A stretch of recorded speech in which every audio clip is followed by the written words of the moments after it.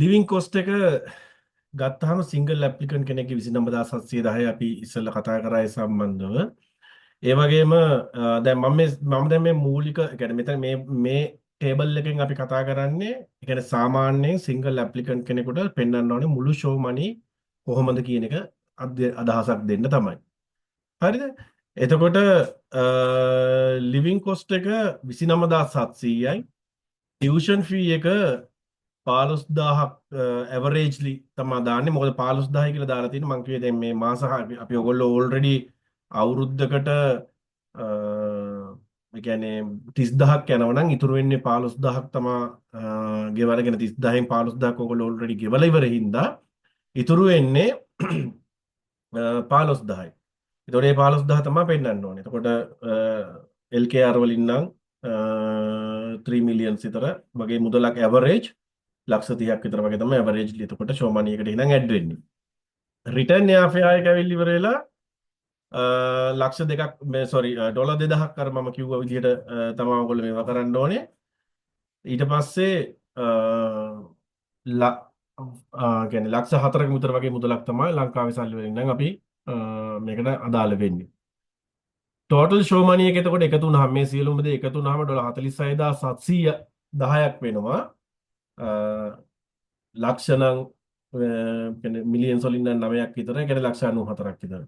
ඒ කියන්නේ ඔයගොල්ලෝ කල්පනා කරනවා ඇති එතකොට සිංගල් ඇප්ලිකන්ට් කෙනෙක් වුණත් ඇයි මේ එහෙනම් මේ ඒජන්ට්ස්ලා මීට වඩා මුදලක් පෙන්වන්න කියන්නේ කියලා. ඒකට හේතුවක් තියෙනවා. හේතුව තමයි මේ ඩොලර් එක හැම වෙලෙම ෆ්ලක්චුවේට් වෙනවා. එතකොට ඒකේ මුදලත් එක්ක ඩොලර් එක අපිට එහා මෙහා වෙනකොට මේක ලංකාවේ මුදලින් මොකද මේ ગેප් එක වැඩි හින්දා විශාල මුදලක වෙනසක් සිද්ධ වෙනවා. ඉතින් ඒක ඒ රිස්ක් එක අයින් කරගන්න තමයි අපි හැම වෙලෙම වැඩිපුර මුදලක් ෂෝ මනි වලට ඇඩ් කරගන්නේ. එහෙම නැති වුණොත් ඒක ඒ කියන්නේ consequences ඇවිල්ලි කරලා ඔයගොල්ලන්ගේ අදාළ මුදල හරියට නැති වුණොත් වෙන්නේ කේස් ඔෆිසර් හිතන්න පුළුවන් මුදල් අඩුයි මෙයාගේ. ඒ හින්දා අපි අමාරුයි තීරණයක් ගන්න මේ ස්ටුඩන්ට් පුළුවන් ද ඇෆෝඩ් කරන්න ඕස්ට්‍රේලියාවේදී කියලා. ඉතින් මේ කාරණා මත අපි හැම වෙලේම උත්සාහ කරනවා වැඩිපුර මුදලක් පෙන්වන්න. ඒ කියන්නේ සාමාන්‍යයෙන් වීසා එකක් ග්‍රාන්ට් වෙන්න මේ අද දාලි වරලා දවස් දෙක තුනෙන් ග්‍රාන්ට් වෙන්නත් පුළුවන්. සමහරවිට මාස දෙක තුනක් යන්නත් පුළුවන්, මාසයක් යන්නත් පුළුවන්. ඔය පීරියඩ් එක ඇතුළතදී ඩොලර් එක විශාල මුදලකින් වෙනස් වුණොත් මේ ඒක අනිවාර්යෙන් බලපානවා. ඒ කියන්නේ අපිට මේක හොඳටම බලා ගන්න පුළුවන් වුණා මම හිතන්නේ අපේ මේ අර අපේ රටේ තිබුණ ගිය අවුරුදු කිහිපයේ තිබුණ කඩා වැටීමත් එක්ක ඩොලර් එක ගියා සෑහෙන ප්‍රමාණයක් උඩට. ඉතින් ඒ වගේ වෙලාවකදී ඔයගොල්ලෝ හිතලා කල්පනා කරලා බලන්න ඔයගොල්ලෝ පෙන්නලා තිබ්බේ 5000යි නම් අපි දුම මේ උදාහරණයක් ඉදිරියට කියන්නේ 5000ක මුදලක් නම් ඔයගොල්ලෝ රුපියල් 5000ක් නම් පෙන්නන්නේ 5000 ඒ වෙනකොට ඩොලර්ස් වලට කන්වර්ට් කරලා බැලුවොත් ඊට වඩා අතිවිශාල මුදලක් දක්වා උඩට ගිහිල්ලා. ඉතින් ඒකයි එතන තියෙන රිස්ක් එක වළක්වා ගන්න ඕනේ තමයි හැම වෙලෙම අපි වැඩිපුර මුදලක් මෙතනදී පෙන්වන්නේ. හරි. ඊළඟට අපි කපල් එකක් ගැන කතා කරමු. ඒ කියන්නේ husband and wife. කියන්නේ එහෙම නැත්නම් මේන් ඇප්ලිකන්ට් ස්පවුස් එක එනවා නම් ඒකට ඇඩ් වෙනවා අර මේන් ඇප්ලිකන්ට්ගේ ලිවිං කොස්ට් එකට අමතරව ඩිපෙන්ඩන්ට්ගේ 10000ක් ඇඩ් වෙනවා. ඊට පස්සේ ටියුෂන් ෆීස් ඒ විදිහටමයි. ඒක වෙනසක් වෙන්නේ නැහැ. ඉතින් මොකද ස්ටුඩන්ට් ඉගෙන ගන්න හින්දා රිටර්න් යා ෆෑන් එක ඩබල් වෙනවා. 40000ක් වගේ මුදලකට රිටර්න් යා ෆෑ එක යනවා. ෂෝ මනි අපි එතකොට මුළු මුදල වෙනවා 59104කින් වැඩි වෙන. ඒ කියන්නේ ඩොලර් 10000ක් ඇඩ් වෙච්ච හින්දා. ඒ කියන්නේ ලංකාවේ නම් ලක්ෂ 119ක් යනවා. දැන් 4000 40000 4000 4යි සෝරි 4යි. හරි. හරි. ෆැමිලි එකක් විදිහට එනවනම් ෆැමිලි එකක් විදිහට එනවනම් ඉතින් අර මුලින්ම යන මේන් ඇප්ලිකන්ට්ගේ 29000 තියෙනවා. ඊට පස්සේ ඩිපෙන්ඩන්ට්ගේ අර 10394ක් තියෙනවා. ඊට පස්සේ ඩිපෙන්ඩන්ට් චයිල්ඩ් කෙනෙක් එක්කෙනෙක් ඇඩ් වෙනවා නම් ඒකට 4449ක් ඇඩ් වෙනවා. ඊට පස්සේ ටියුෂන් ෆී එක ඒ 15000 අර විදිහටම තියෙනවා. ඒ වගේ වෙනසක් වෙන්නේ නැහැ. රිටර්න් යාෆේ එක තුන්ගුණය එකකින් වැඩි වෙනවා. එක ළමයෙක් ඉන්නවා නම් 6000ක් දක්වා. ඊට පස්සේ ඉස්කෝලේ යන වයසේ ළමයෙක් නම් ඒ කියන්නේ අවුරුදු 5 13 අතර වයසේ ළමයෙක් නම් ෂෝ මනි එක වැඩි වෙනවා. ඒකට ඇඩ් වෙනවා ස්කූල් ෆී එක. එතකොට 13502ක් කියන එකට ඇඩ් කරන්න ඕනේ. හරි. එතකොට මේ ආකාරයෙන් අපි ගියොත් එක ළමයෙක් ඉන්න ෆැමිලි එකකට ඔයගොල්ලන්ට පේනවා ඇති 29055. 29055ක මුදලක් එහෙනම් මෙතෙන්ට ඇඩ් වෙනවා මේ කතන්දරේ එක ළමයෙක් ඉන්න ෆැමිලි එකකට වෙනකොට ළමයි දෙන්නෙක් ඉන්නව නම් මම අන්න ඒ මුදල වෙනවම මම දාලා තියෙනවා 99000 වගේ ප්‍රමාණයක් යනවා මේක මැච් කරගන්න. හරි. අපි ඊළඟ ස්ලයිඩ් එකට ගිහිල්ලා බලමු කාටද ස්පොන්සර් කරන්න පුළුවන් කියලා. එතකොට මේ කාටද ස්පොන්සර් කරන්න පුළුවන් යටතේ අපි ගත්තොත් මෙන්න මේ පිරිස. ඔයගලන්ට පේනවා ඇති පළවෙනි කොලම් එකේ ඉන්න මේ පිරිසට පුළුවන් ස්පොන්සර් කරන්න පල්ලෙහාම ඉන්න කෙනාට ඇරෙන්න. ඒ කියන්නේ පේරන්ට් පුළුවන් ඊළඟට ග්‍රෑන්ඩ් පේරන්ට්ස් ඒ කියන්නේ සීයා ආච්චිට පුළුවන් සිබ්ලින්ස්ලා ඒ කියන්නේ සහෝදර සහෝදරියන්ට පුළුවන් අංකල් ආන්ට පුළුවන් ඊට පස්සේ පුළුවන් ෆස්ට් කසින්ට පුළුවන් ෆස්ට් කසින්ට මේ හැබැයි පුළුවන් අපි ඒක රෙකමන්ඩ් කරන්නේ නැහැ සාමාන්‍යයෙන් only acceptable ඒ කියන්නේ ඒක accept කරන්න පුළුවන් 130ක මුදලක් විතරයි. ඒ කියන්නේ 130ක්. ඒ කියන්නේ මුළු show money මුදලෙන් 130ක විතර මුදලක් විතරයි ඒක එයාට එතනට දායක වෙන්න පුළුවන්. මොකද එයාට ඒ වගේම තමයි strong income and financial documents තියෙන්න ඕනේ මේ කාරණාවේදී. මොකද හේතු ඇවිල්ලි ඉවර වෙලා මේක මේ කියන්නේ මේ අපි සාධාරණීව හිතුවොත්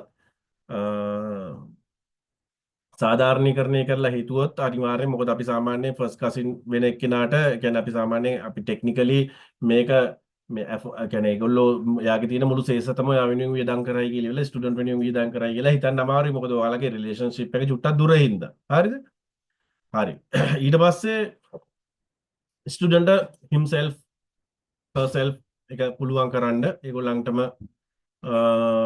ඒගොල්ලන්ගේ show money එක කරන්න පුළුවන් ඒ වගේම තමයි ඒගොල්ලන්ට ඒ කියන්නේ මේ කියන්නේ ඒගොල්ලන්ට එවිඩන්ස් තියෙනවා නම් ඒ කියන්නේ මේ මාස 6ක් අනිවාර්යෙන් මේ කාලයක් සම්පූර්ණ වෙන්නත් ඕනේ මේ සෙල්ෆ් ස්ටුඩන්ට් කෙනෙකුට මේක පෙන්නනකොට රයිට් ඒ වගේම තමයි ස්පවුස්ටත් පුළුවන් ස්පවුස්ටත් අනිවාර්යෙන් ස්පොන්සර් කරන්න පුළුවන් යාළුවන්ට බෑ රිලේටිව්ස්ලාට කරන්න බෑ එක්ස්ටෙන්ඩඩ් රිලේටිව්ස්ලා කියලා කියන්නේ ටිකක් දුරින් නෑ දෑ වෙන කට්ටියට කරන්න බෑ ඒගොල්ලෝ ඇක්සෙප්ට් කරන්නේ නෑ හරි හරි අපි ඊළඟ එකට යමු conditions of the funds මම මෙන්න මෙතෙන්දී මේක ප්‍රධාන වශයෙන් දන්වන්න ඕනේ මේ funds අපි පෙන්නනකොට ඇත්තටම funds ෂෙයාර් පරදයක් ඇඩ් කරන්න ඕන මේ ඔව් අර කලින් ස්ලයිඩ් එකට ගියොත් මේ මම එකට යන්නම් සමහර අයට ප්‍රශ්නයක් එන්න පුළුවන් නේ කියන්නේ කොහොමද අපි පේරන්ට් නැත්නම් ග්‍රෑන්ඩ් පේරන්ට්ස්ලා අපි ඒක කියන්නේ ප්‍රූව් කරන්න කියන එක නේද? ඒ කියන්නේ එතකොට මොනවද ડોකියුමන්ට්ස් ඕන කියන එක. අපි ඒක ඉස්සරහද කියනවාද නැත්නම් දැන් මෙතනදී කියනවාද? මම හිතන්නේ අපේ ඉස්සරහ ස්ලයිඩ් එකක තියෙනවා ඒක සම්බන්ධව බලාගෙන යන් අපි සම්මිල ඉස්සරහට අපි මේ ස්ලයිඩ් එකක් තිබුණොත් අපි ඒක ගැන කතා කරමු. එහෙම නැති වුණොත් අපි ආපස්සට අවිලා මම මේක එක්ස්ප්ලেইন කරන්න මෙතනදී. හරි? right conditions of the funds ගැන කතා කරොත් ඒ කියන්නේ මේ මාස 6ක් කියන්නේ මේක ටෙක්නිකලි ඒගොල්ලෝ බලාපොරොත්තු වෙන නම් මාස 3යි. නමුත් අපි යුනිවර්සිටිස් වලින් හරි මේ කියන්නේ හැම තැනකින්ම ඒ කියන්නේ මාස 6ක ස්ට්‍රෝං කරන්න. ඒ කියන්නේ මේ ෆන්ඩ්ස් වල මේක වැඩි කරන්න. ඒ කියන්නේ බලය වැඩි කරන්න. එයාලගේ දෙන කියන්නේ ෆෝර්ස් එක වැඩි කරන්න සාමාන්‍යයෙන් අපි කියන්නේ මාස 6ක් වීසා ලොජ්මන්ට් ඩේට් එකේ ඉඳලා ආපස්සට ගත්තොත් මාස 6ක් ෆන්ඩ්ස් වලට තියෙන්න ඕනේ පරණයි කියලා account history එකක්. ෆික්ස් ඩිපොසිට් හෝ ඒවා සේවිං එකක් හෝ ඒවා මේක හිස්ටරි එකක් තියෙන්න ඕනේ මේක මාස 6ක් තිස්සේ මේක ඇතුලේ සල්ලි තිබ්බා කියලා. ඒක හේතුවක් තියෙනවා මොකද ඉමීඩියට් ෆන්ඩ්ස් ඒ කියන්නේ මේක බොරුවට සල්ලි දාලා පෙන්නනවා කියන එක වළක්වන්න ඕන ඉඳ තමයි මේ ගවර්න්මන්ට් එකෙන් මේ නීතිය දාලා තියෙන්නේ. හරිද? ඊට පස්සේ බැංක් ස්ටේට්මන්ට් ගත්තත් ඒගොල්ලෝ මාස 6ක් ආපස්සට ඉල්ලනවා ගොඩක් වෙලාවට. ඉතින් අපි ඊට වඩා අපි දෙන්න පුළුවන් නම් අපි ඒක ඇත්තටම දෙනවා. මොකද ඒක අපේ හැම වෙලෙම ෆයිනෑන්ෂල් සයිඩ් එක ස්ට්‍රෝං ෆැක්ට් එකක් කියලා පෙන්වන්න අවශ්‍ය හින්දා. Funds must be readily available and accessible for use in Australia. Mean liquid cash. Liquid cash තියෙන්න ඕනේ. කියන්නේ මේක cash money වෙන්න ඕන අනිවාර්යෙන්. දැන් සමහර කට්ටිය අහනවා මේ සල්ලි ගත්තාම ඔයගොල්ලෝ මේ අපිට බැරිද අපි ළඟ තියෙන මොනවද මේ ඉඩකඩම් වලින් පෙන්වන්න ඉඩකඩම් තියනවා කියලා ඒකේ වටිනාකම දාලා පෙන්වන්න එහෙම බෑ. මොකද ලික්විඩ් කෑෂ් කියලා කියන්නේ ඔයාලට ඇක්සසිබල් වෙන්න ඕනේ මේ money any time when you are in Australia you have to be quickly. ඒ කියන්නේ ඔයාලට quickly සල්ලි ඇක්සස් කරන්න පුළුවන් වෙනවා. ඒ කියන්නේ අද ඔන්න ඔයාලට එනවා ඔයාගේ මොකක් හරි අපි හිතමුකෝ සඩන් පේමන්ට් එකක්. මම කියන්නේ ස්කූල් පේමන්ට් එකක් නම් ඉක්මනට එන්නේ නැහැ නේ. අපි හිතමුකෝ ඔයාගේ ලයිෆ් ඉවෙන්ට්ස් වලදී ඔයාලට තියෙනවා ඔයාලට පොඩි මොකක් හරි අර්ජන්ට් මැටර් එකකට සල්ලි ඕනේ වෙනවා. එතකොට ඒ මැටර් එකට ඔයාලට සල්ලි මේව කරන්න ඔයාලට ඉඩමක් විකුණලා සල්ලි මේව කරන්න බෑනේ. ඉඩමක් විකුණනවා කියන්නේ සමහරවිට දවසක් වෙන්න පුළුවන් අවුරුද්දක් වෙන්න පුළුවන් ගත වෙන්නේ. රයිට්? ඉතින් සමහරවිට ඔයා ස්ටඩි පීරියඩ් එක ඉවරනකම් ඔයාලට ඉඩම විකුණ ගන්න බැරි වෙන්න පුළුවන්. ඉතින් එතකොට ඒගොල්ලෝ ඉඩම කියන මුද එක ගන්නෙ නෑ. අපි එතකොට ඒගොල්ලෝ ගන්න ඕනේ නම් අනිවාර්යෙන්ම ඔයාලට ටක් ගාලා සල්ලි එහෙන් මෙහෙට අදින්න පුළුවන් විදියකට සල්ලි තියෙන්න ඕනේ. ඒකට තමයි ලික්විඩ් කෑෂ් තියනවා කියලා කියන්නේ. හැබැයි ඔයාට ඔයගොල්ලෝ අහන නැති අපි දැන් ඒජන්ට්ස්ලා ගොඩක් වෙලාවට ඔයාගෙන් ඉල්ලනවා මේ ඉඩකඩම් වල ඔප්පු ඉල්ලනවා. එතකොට ඒ කියන්නේ ඩීඩ් එක ඉල්ලනවා. ඒ වගේම ඒවට වැලිඩේෂන්ස් ඉල්ලනවා. ඉතින් හේතුවක් තියෙනවා ඒකට. මොකද එතනින් අදහස් කරන්නේ ඔයාට ස්ට්‍රෝංලි ටයිස් තියෙනවා ලංකාවට කියන්නේ. ඒ කියන්නේ ඔයා මෙහෙට ආවට පස්සේ ඉගෙන ගත්තාම ඔයාට ඉගෙනගෙන එහෙ කවුරුත් නැත්තම්, ඔයාගේ අම්මා තාත්තා කවුරුත් එහෙ නැත්තම්, ඔයාට ඉඩ කඩන්න නැත්තම්, ඔයාට සල්ලි ලංකාවේ නැත්තම්, ඉතින් ඔයා මොකටද ආපහු රිටර්න් බෑක් වෙන්නේ? මොකද ලංකාවට වඩා ඩෙෆිනිට්ලි ඩෙවලොප් කන්ට්‍රි එකක් ඕස්ට්‍රේලියාව. එන ඕස්ට්‍රේලියාව ඔයාට සෙටල් ඩවුන් වෙන එක. මොකද ඒක පුද්ගල ආදායම ඉතාම වැඩි. හම්බ කරන්න පුළුවන් ලංකාවට වඩා මුදලක්. ටෙක්නික් කියන්නේ මේ අපි සාපේක්ෂව හිතුවොත් එතකොට ඒ තියෙන පහසුකම් යටතේ කියන්නේ මේ වාගේ ලිවිං මෙතඩ් එක ඇත්තටම ඉහළයි. ඉතින් මේ දේවල් එක්ක මේ ඕස්ට්‍රේලියාව වගේ රටක පදිංචි වෙන්න සෙටල් ඩවුන් වෙන්න තියෙන උමනාව ඕනම කෙනෙකුට වැඩි. ඉතින් ඒක අඩු වෙන්නේ අනිවාර්යෙන් ඔයාට ලංකාවේ බැදීම් වැඩි වෙනකොට. ලංකාවේ වගේ ෆැමිලි එකක් ඉන්නවා නම් ඒ ෆැමිලි එකට ඔයා රිටර්න් වෙන්න ඕන නම් එතකොට ඔයාට හොඳට සල්ලි ලංකාවේ තියෙනවා නම් ඔයාට ඉඩකඩම් ඇති වෙන්න තියෙනවා නම් ඉතින් ඒක තමයි අනිවාර්යෙන් වටින්නේ ඔයා අපව රිටර්න් වෙන එකට. right? හරි. ඊට පස්සේ some documents are valid for the Australian student visa such as fixed assets, salary slips, overdraft and මම especially mention කරන overdraft එක ගැන overdraft ඒගොල්ලෝ accept කරන්නේ නෑ. මොකද overdraft එක කියන එක unreliable. හරිද? ඒ කියන්නේ ODs ගන්නෙ නෑ. බැංක් ස්ටේට්මන්ට් ඉතින් ෆැමිලි මෙම්බර්ස්ලා නෝන එකකින් කොහොමවත් ගන්නෙ නෑ. ඔව් සම්ලි මොනවා හරි කියන්න තිබුණාද ඔයාලට? නෑ. right. හරි. ඔන්න examples of liquid money. cash in a saving account එකක හරි current bank account එකක හරි තියෙන්න පුළුවන්. හරිද? ඒ වගේම තමයි fixed deposit. හැබැයි term fixed deposit එකක් ගන්න පුළුවන් මෙහෙමයි. matured early හෝ early cashable හරි fixed deposit ඉතරයි. fixed deposit දානවා අනිවාර්යෙන්ම වඩා අවුරුද්දකට දැම්මොත් අවුරුද්ද මැද්දෙන් ගන්න බෑ කියලා තියෙනවා. එහෙම තියෙන්න බෑ. එහෙනම් fixed deposit එක මේ කියන්නේ withdrawn and any time කියලා ඒ ගරන්ට් එක තියෙන තැන් වලින් විතරයි ඔයාලට සල්ලි පෙන්නන්න පුළුවන්. හරිද? education loans මේක ලංකාවේ වැඩි පොපියුලර් නෑ. මේක නමුත් ඉතා සාර්ථක ක්‍රමයක් education loans කියලා කියන්නේ. education loan එකක් තියෙනවා නම් මොකද ඕස්ට්‍රේලියන් ගවර්න්මන්ට් එකේ සිකියුරිටි එක වැඩි. මොකද education loan එකකදී loan එකේ සල්ලි වාගේ අතට හම්බෙන්නේ නැහැ. ඒකවල කෙලින්ම pay කරනවා ඕස්ට්‍රේලියාවට. ඒ වගේම තමයි living එක කියන්නේ ඔයගොල්ලන්ගේ එතකොට සාමාන්‍ය education loan එකක් අපි ගත්තාම යුනිවර්සිටි එකේ fee එක සමහරලාට මේ education loan එකෙන් cover කරන්න පුළුවන්. එතකොට living expenses ඒව ටික වගේ අනිත් මේ show money වලින් cover කරන්න පුළුවන්. ඉතින් මේකත් ඊටාම මේ reliable source එකක් මේ education loans කියන එක. හරිද? ඒ හින්දා ඒකට තව ඉස්සරහට කියන්නේ මම හිතනවා මේ කියන්නේ මේ ලංකාවේ එච්චර පොපියුලර් නැහැ. නමුත් වෙන රටවල් වල ඉන්දියාව, නේපාලය වගේ රටවල් වල සෑහෙන පොපියුලර්. කියන්නේ නේපාල් වල ස්ටුඩන්ට්ස්ලා අපි ගත්තොත් එහෙමනම් ඒගොල්ලෝ 70ක් විතර වගේ ඉන්නේ මේ এডুকেෂන් ලෝන්ස් වලින් තමයි ඕස්ට්‍රේලියාවට සංක්‍රමණය වෙන්නේ. ඒ කියන්නේ මේ ඉගෙන ගැනීම සඳහා. ඊට පස්සේ ආය ගන්නවා සැලරි ක්‍රෙඩිට් වෙන ඒවා කියන්නේ බැංක් එකට මේ එකක් විදියට රෙන්ටල් ඉන්කම් එකක් ආපු මුදල්. ඒ කියන්නේ මේවා ලීගල් මනි. මේ ලීගල් මනි ඕන එකක් ගොඩක් වෙලාවට ඒගොල්ලෝ ගන්නවා. එතකොට කියන්නේ ප්‍රොපර්ටි එකක් සෙල් කරලා ඒක ඕල්රෙඩි ලික්විඩ් වෙලා එතකොට කෑෂ්. හරිද? එතකොට මේ වෙහිකල් එකක් සේල් එකකින් ගන්න පුළුවන්. හැබැයි මේවා ඩොකියුමන්ට්ස් දෙන්න ඕනේ මතක තියාගන්න. මේ ප්‍රොපර් ඩොකියුමන්ට්ස් ඒ කියන්නේ දැන් ප්‍රොපර්ටි එකක් සෙල් වෙලා නම් මාස 6ක් ඒ සල්ලි තිබුණොත් අපි හිස්ටරි එකක් පෙන්වන්න ඕනේ නෑ සල්ලි කොහෙන්ද ආවේ කියලා. හැබැයි මාස 6කට කලින් වීසා ලොන්ච් කරන ඩේට් එකට අපි මාස 2කට කලින් නම් ප්‍රොපර්ටි එක සෙල් කරලා තියෙන්නේ. ඩෙෆිනිට්ලි අපිට ඕනේ වෙනවා මේ ඒකේ ප්‍රොපර් ડોකියුමන්ටේෂන් මේ ප්‍රශ්නයක් එනවා. දැන් අපි හිතමු දැන් කාගේ හරි අපි අඳුරන කෙනෙක්ගේ ලෑන්ඩ් එකක් අපි විකුණනවා. එතකොට ඔව් ඒ ලෑන්ඩ් විකුණුවාට පස්සේ කියන්නේ අපේ අපේ ෆ්‍රෙන්ඩ් කෙනෙක්. එයා ෆ්‍රෙන්ඩ් කෙනෙක් එයාගේ ලෑන්ඩ් එක විකුණලා අපිට සල්ලි දෙනවා.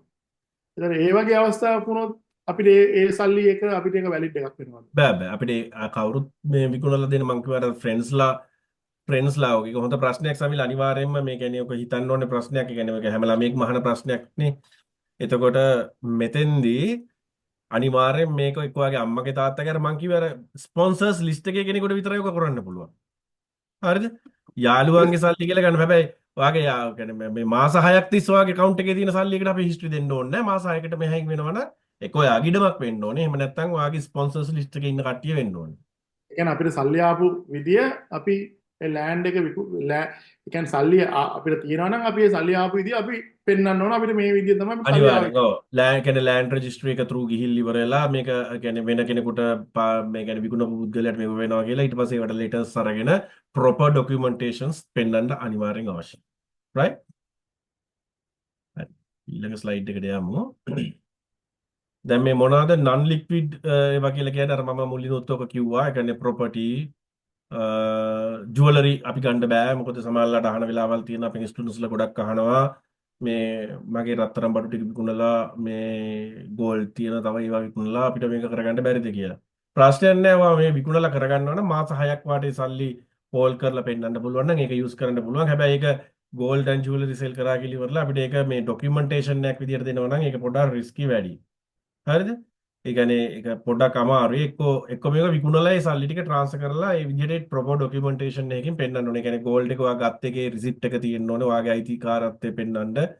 ඊට පස්සේ ඒක මෙන්න මේ කාලෙදි වික්ක මේ මුදලට කීලිවරලා දාලා ඒ කියන්නේ ඔයාට යාළුවෙකුට අර මේ විකුණලා එක කරන්න බෑ. ඒ කියන්නේ ප්‍රොපර් ප්ලේස් එකකට ඉන්වොයිස් එකක් ඉෂුව කරන තැනකට විකුණලා ඒවා ඒ ප්‍රොපර් ડોකියුමන්ටේෂන්ස් ඔක්කොම හදන්න ඕනේ.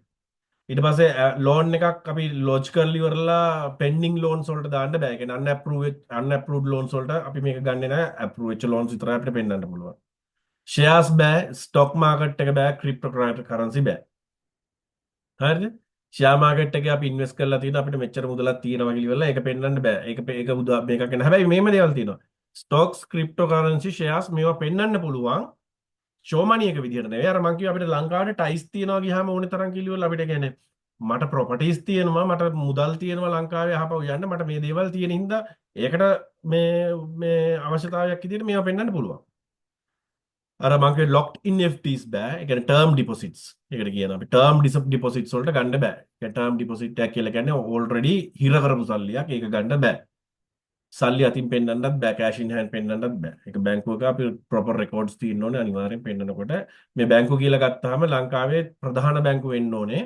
මොකද සමහර වෙලාවට කියන්නේ ඒව මේ නීතියෙන් තහනම් කරලා අනිත් බැංකු වලින් පෙන්වන්න බෑ කියලා. නමුත් අපි ප්‍රැක්ටිස් එකක් විදිහට ප්‍රධාන බැංකු වලින් විතරක් කරනවා. මොකද සාමාන්‍යයෙන් කේස් ඔෆිසර්ට හිතන්න පුළුවන් මේ සල්ලි ජෙනුයින් නෑ කියලා ඉවරලා සාමාන්‍ය කෝපරේට් බැංක් එකක හරි රූරල් බැංක්ස් වල හරි මොනාරි එහෙම තිබ්බොත් ඒගොල්ලන්ට එහෙම හිතන්න අවස්ථාවක්. දැන් අපි සාමාන්‍ය වීස එකක් කරන්නේ අපේ 100%ක් සාර්ථකත්වය බලාගෙනනේ. 100% සාර්ථකත්වය බලාගෙන කරනකොට අපි 100%ක් trustable sources තමයි use කරන්න අපි හැම වෙලේම පෙළඹෙන්නේ. යන්නේ ඒකයි. හරි.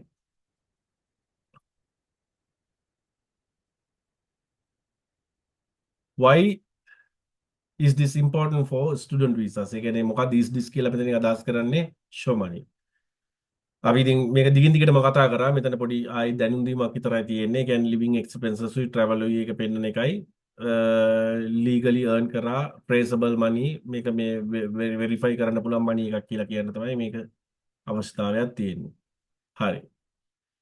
මම දැන් මෙතෙන්දී ඔයගොල්ලන්ට මේ පොඩි ඉනාකුත් ගියා නේද ඔයගොල්ලන්ට මේ ස්ලයිඩ් එකට එනකොට. ඉස්සෙල්ලා වෙබිනාර් සීරීස් එකේදී මම හිතන්නේ මම මේක සෑහෙන වෙලාවක් කරගත්ත එක්ස්ප්ලেইন කරන්න. හරි. මේ sample grocery prices ඕස්ට්‍රේලියාවේ මම මේ නිකන් ඔයගොල්ලන්ට අදහසක් ගන්න තමයි මේ දීලා තියෙන්නේ. මේක ඕන ඔයගොල්ලෝ බලාගන්න ස්ක්‍රීන්ෂොට් එකක් හරි මොනවා හරි දාගන්න. එහෙම නැත්නම් අපේ වෙබ්සයිට් එකට යන්න. වෙබ්සයිට් එකේ තියෙනවා ගියාම ඔයගොල්ලන්ට එතනින් ඩවුන්ලෝඩ් කරගන්න පුළුවන් අපේ මේ ස්ලයිඩ් සෙට් එක.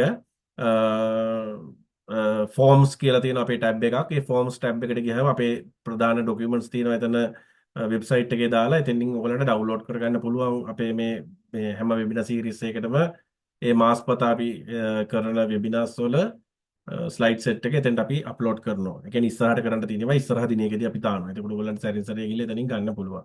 ඉතින් මේ සාමාන්‍ය ඔයගොල්ලෝ ඩේ ටු ඩේ ලයිෆ් එකක් ගත කරනකොට ඕස්ට්‍රේලියාවේදී ඔයගොල්ලන්ට යන මේ මුදල් තමයි පේන්නේ. ඉතින් මම පළවෙනි එක ගැන කතා කරන්න. ඉතින් $2.50ක් විතර වගේ තමයි වෙන්නේ පාන් ගෙඩියක් ඕස්ට්‍රේලියාවේදී. right ඉතින් පොඩි මුදලින් පොඩි මුදල් වැඩි බවක් දැනෙනවා ඇති. නමුත් සමහර items තියෙනවා සමහරලාට ගොඩක් අඩුයි. ඉතින් ඉතින් සාමාන්‍යයෙන් ඕස්ට්‍රේලියාවේ ලිවිං කොස්ට් එක අර 30000ක් කියලා අපි පෙන්නලා තිබ්බට මම මේක මුකුත් මේ නෙවෙයි මේ අපි මේ රොයල් මයිග්‍රේෂන් සෙන්ටර් එකේ මේ වගේ දේවල් කරන්නේ මුකුත්ම නෙවෙයි. ඕගොල්ලන්ට හොඳ අදහසක් ගන්න ඔයාලගේ ජීවිතේ කොහොමද ඔයගොල්ලෝ ගෙවන්න ඕනේ කියන එක. ඉතින් ඕගලන්ට 29000ක්ම ලිවිං කොස්ට් එක වෙනුවෙන් වියදම් කරලා ජීවත් වෙන්නත් පුළුවන්. ඕගලන්ට 15000ක්ම ලිවිං කොස්ට් එක වෙනුවෙන් ජීවත් වෙන්නත් පුළුවන්. ඒක ඕගොල්ලන්ගේ තියෙන up to. ඒගොල්ලන්ට පුළුවන් 29000ක් නෙවෙයි 50000ක් වියදම් කරලත් ඕගලන්ට ජීවත් වෙන්න පුළුවන්. ඉතින් ලිවිං කොස්ට් එක කියන එක ජෙනරල් අයිඩියා එකක් දෙන්න අතර මුදලක් දීලා තිබ්බට ටෝටලි ඩිපෙන්ඩ් වෙන්නේ ඕගොල්ලන්ගේ අතින්. ඕගොල්ලෝ කන්නේ කඩෙන්ද නැත්නම් ඕගොල්ලෝ කන්නේ කොහමද? ඕගොල්ලෝ උයාගෙන කනවද? කන්නේ මොන කෑමද? ප්‍රීමියම් කෑමද? ගානින් අඩු කෑමද? පෝෂ්‍යදායී ආහාරයක්ද පෝෂ්‍යදායී නොවන ආහාරයක්ද මේ සියලුම දේවල් මත ඔයගොල්ලන්ගේ ලිවිං කොස්ට් එක ෆ්ලක්චුවේට් වෙනවා. ඒ කියන්නේ ඔයගොල්ලන්ගේ ඩිමාන්ඩ්ස් එක තමයි දේවල් වෙනස් වෙන්නේ. හරි. හරි. දැන් තියෙන ඇත්තරම ප්‍රශ්න වටය. ප්‍රශ්න වටේදී ඔයගොල්ලන්ට ඉතින් අපිට කතා අර මේ දැන් මම අර අපි සිනේක මුලින්ම ඔයගොල්ලන්ට කිව්වනේ ඔයගොල්ලන්ට තියෙන ප්‍රශ්න ටික දාන්න පුළුවන් අපේ මේ පල්ලෙහා කමෙන්ට් ලිස්ට් එකේ දැන් පටන් ගන්න දාන්න. දැන් දාපු ප්‍රශ්නත් කිහිපයක් තියෙනවා මම ඒවට දැන් ඔල්රෙඩි උත්තර දෙන්නම්. ඊට අමතරව මම ආරාධනා කරනවා අපේ සමිල මහත්මයාටත් සිනේකටත් අපේ පරණ අත්දැකීම් තියෙනවානේ අපේ ස්ටුඩන්ට්ස්ලා අපෙන් වැඩිපුර අහන ප්‍රශ්න මොනවද කියලා මේ සම්බන්ධව. ඉතින් ඕගොල්ලන්ට මතක් වෙන ඒවා මගෙන් මේ අතරමැදදී අහන්න මම ඒවට එක්ස්ප්ලেইন කරන්නම්. ඒ වගේම මේකේ ජොයින් වෙලා ඉන්න හැමෝටම ආරාධනා කරනවා පල්ලෙහින් කමෙන්ට් කරන්න අපි උත්තර දෙන්න. මට හිතෙන්නේ දැන් අපි අර අන්තිමට දාපු දැන් ප්‍රයිස් ලිස්ට් එක අපි දැම්මනේ. මම හිතන්නේ අපි ඊළඟ පාර අපේ වෙබිනාර් එක වෙන්නේ මේ ඕස්ට්‍රේලියාවට ආවට පස්සේ කොහොමද ඒගොල්ලෝ සර්වයිව් වෙන්නේ කියන සර්වයිව් වෙන්නේ කියන එක අපි වෙබින එකත් කරනවා මේත් එක්කම. ඒ වගේම තමයි මේ දැන් සමිල අහුවා මගෙන් මේ මුලින්ම ඇහුවා නේද අර ડોකියුමන්ට්ස් මොනවද ඕනේ කියලා. right අපි මෙහෙම කරමු. මං හිතුවේ මට ස්ලයිඩ් එකක් තියෙනවා කියලා මේ නමුත් ඒ ස්ලයිඩ් එක තිබුණේ නැහැ. අපි ડોකියුමන්ට්ස් මොනවද ඕනේ කියන එකටත් අපි වෙනම ආයෙ සෙෂන් එකක් කරලා දාමු. මං හිතන්නේ ඒක මොකද ලොකු කතන්දරයක්. ඒ කියන්නේ මේක ලොකු වෙලාවක් අරගෙන කතා කරන්න ඕන එකක්. මෙතෙන්දී අපි ඒක කතා කරොත් ඇත්තට මේ ප්‍රශ්නේ මං හිතන්නේ සෑහෙන වෙලාවක් ගන්න වෙනවා. නමුත් මම කෙටියෙන් අදහසක් දෙන්නම්. දැන් උදාහරණයක් විදිහට අම්මා තාත්තා පෙන්නනවා නම් එයාගේ ඉතින් සාමාන්‍ය මේ ඩෙන්ටිටි ડોකියුමන්ට්ස් ටික දුන්නාම ඇති. මොකද උදාහරණයක් විදිහට මේ වාගේ බර්ත් සර්ටිෆිකේට් එක අපි කොහොමද දෙනවනේ අපි ස්ටුඩන්ට්ගේ බර්ත් සර්ටිෆිකේට් එක. එතකොට ඒකේ සඳහන් වෙනවා අම්මගේ තාත්තගේ නම. එතකොට අපිට ඕනේ වෙන්නේ ඒගොල්ලන්ගේ අම්මා තාත්තාගේ ඩෙන්ටිටි ડોකියුමන්ට්ස් තමයි යාගේ පැත්තෙන් ඒක ඔප්පු කරන්නේ. හැබැයි ආච්චි සීයා වෙනවනම් අම්මගේ තාත්තගේ බර්ත් සර්ටිෆිකේට් උත් ඕනේ. මොකද එයාගේ බර්ත් සර්ටිෆිකේට් වල තමයි ආච්චි සීයාගේ රිලේෂන්ෂිප් එක එතන පෙන්නන්නේ. රයිට් එතකොට නැන්ද මාමගේ කරනවා නම් එතකොට අම්මගේ තාත්තගේ බර්ත් සර්ටිෆිකේට් උත් ඕනේ. නැන්ද මාමගේ බර්ත් සර්ටිෆිකේට් උත් ඕනේ. ආච්චි සීයාගේ ඩෙන්ටිටි ડોකියුමන්ට් උත් ඕනේ. මොකද ඒගොල්ලෝ රිලේට් වෙන්නේ අතනින්. නේද? ඉතින් අර මේ අපි ගත්තොත් එහෙම හයිරාකි එක ගත්තාම ආච්චි ඉන්නවා උඩින්ම ඊට පස්සේ ආච්චිගේ බබා ළමයි ඒ කියන්නේ අම්මා තාත්තා නැන්දා මාමා ඒ කට්ටිය ඉන්නවා. මේ හයිරාකි එක අපි කනෙක්ට් කරන්න ඕනේ අතන උඩට. ඒ කනෙක්ට් කරපුවාම තමයි ඒගොල්ලන්ට පෙන්වන්න පුළුවන්. ඉතින් මේ ડોකියුමන්ට්ස් ඇකෝඩින්ග්ලි ඉල්ලන්න පුළුවන්. ඉතින් ඒක හරි සිම්පල්. ඕගොල්ලෝ හිතලා බලන්න නිකන් ගණිතමය ක්‍රමයක් නෙවෙයිනේ මේක. සාමාන්‍ය මේ අපි කොහොමද ස්ටුඩන්ට් කෙනෙකුගේ මේ රිලේටිව්ස්ලා මේ එකට අමුණන්නේ කියන එක පෙන්වන්න මොන ડોකියුමන්ට්ස් වලින්ද අපි පෙන්වන්න පුළුවන්. සාමාන්‍ය හිතලා බලන්න මේ ડોකියුමන්ට්ස් තමයි ඇත්තටම අපි පෙන්වන්නත් ඕනේ. right එහෙනම් අපි දැන් ප්‍රශ්න වලට උත්තර දෙමු. මට මතකයි කලින් ප්‍රශ්න වටේදී කෙනෙක් ඇහුවා මේ එයාගේ FD එක තියෙන්නේ ග්‍රාමීය බැංකුවේ කියලා. එතකොට ඒක මේ ඒකට අපි දෙන්න උත්තරේ මොකක්ද මේ වෙලාවේ? ඔව් ඉතින් ඒක බෑ ඇත්තටම. ඒ කියන්නේ අපි ප්‍රැක්ටිස් කරන්න එක ඒකේ මෙහෙමයි ලීගලි එක තහනම් කරලා නැහැ එහෙම පෙන්වන්න එපා කියලා. නමුත් ගොඩක් අපේ මේ කියන්නේ මේ අපි කතා කරොත් අපි ඉතිහාසය වීසා ඉතිහාසය ගැන කතා කරොත් වෙච්ච ගොඩක් fraudulent information fraudulent document supply මේ දේවල් එක්ක ඒ කියන්නේ මේ වෙච්ච frauds එක්ක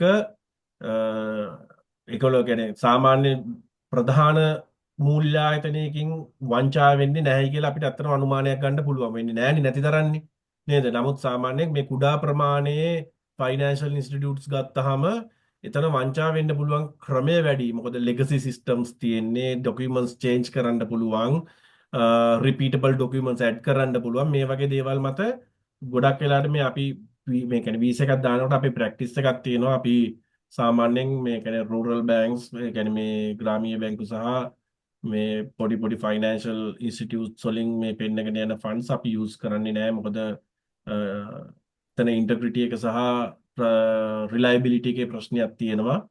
මේ කේස් ඔෆිසර් කෙනෙක් හිතන්න පුළුවන් වැරදියට. ඉතින් ඒක අවස්ථාවක් කරගන්න අවශ්‍ය නැහැ. අපි මේ අපගේ මේ මෙච්චර වටිනා වීසාවක් මෙච්චර මුදලක් වියදම් කරන දෙයක් අපි නැති කරගන්න. තව ප්‍රශ්නයක් ඇහුවා මේ මතකයි මේ ඒ කියන්නේ බිස්නස් එක රෙජිස්ට්‍රේෂන් එක නොකර ට්‍රේඩ් එක නේද? ඒ කියන්නේ ඔව් ට්‍රේඩ් කියන්නේ BR එකක් නැතුව මට මතකයි ඔක. අපේ පළවෙනි සීරීස් එකේදී අහපු එක්කෙනෙක් ওই ප්‍රශ්නයක් තිබුණා. ඔව් මේ BR එක නැතුව මේක කරන එක කරන්න බෑ. මොකද අනිවාර්යෙන් කටින් මොනවද කියන්නේ අතින් ඩොකියුමන්ට් එකක් දෙන්න ඕනේ. එවිඩන්ස් කියන්නේ ඒකට තමයි. කියන්නේ BR එකක් නැති එකක් බිස්නස් එකක් නෙවෙයි. රයිට් බිස්නස් එකක් කියලා කියන්නේ රෙජිස්ට්‍රේෂන් එකක් අනිවාර්යෙන් තියෙන්න ඕනේ. ඒක තමයි සිම්පලි මට කියන්න පුළුවන්. මොකද මේ අනිවාර්යයෙන්ම ඔගොල්ලෝ මොනවද කටින් කියන්නේ අතින් කියන්නේ පොතේ ලියලා පෙන්නන්නේ ඒවට එවිඩන්ස් දෙන්න ඕනේ.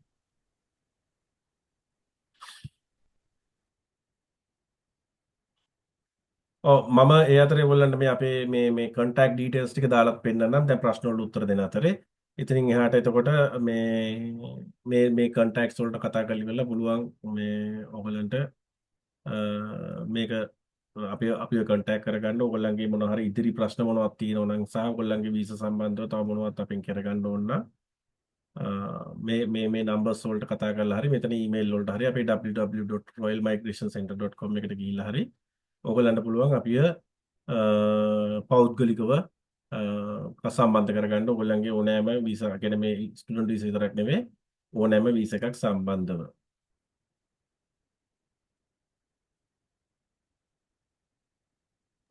වැදගත් දෙයක් කියන්න තියෙනවා අපේ රිවිව් එකක් තියන්න නේද? අපි මේක අනිවාර්යෙන් ඔව්. තරන් යන එක දිගටම අපිට අනිවාර්යෙන් රිවිව් එකක් තියන්න. ඒ කියන්නේ අපේ Facebook එකට ගිහිල්ලා Google එකට ගිහිල්ලා මේ අපෙන් මොකක් හරි මේ වෙන උදව්වක් තියෙනවා නම් ඒකට කියන්නේ මේ ඔයගලන්ට ශ්‍රී ලංකාවේ ෆෝන් නම්බර් එක තියෙනවා මෙතන. ඕස්ට්‍රේලියාවේ ෆෝන් නම්බර් එකක් තියෙනවා. අපේ කැනඩාවේ ෆෝන් නම්බර් එකක් තියෙනවා. මේ ඕනම තැනකට කන්ටැක්ට් කරලා ඉවරලා ඔයගලන්ගේ ප්‍රශ්න දේවල් වලට කතා කරගන්න පුළුවන්. හරි? මේ වීඩියෝ එක ඉවර වුණාත් ඔය ප්‍රශ්න අහන්න පුළුවන්. ලයිව් එක අපි දිගටම යනවා.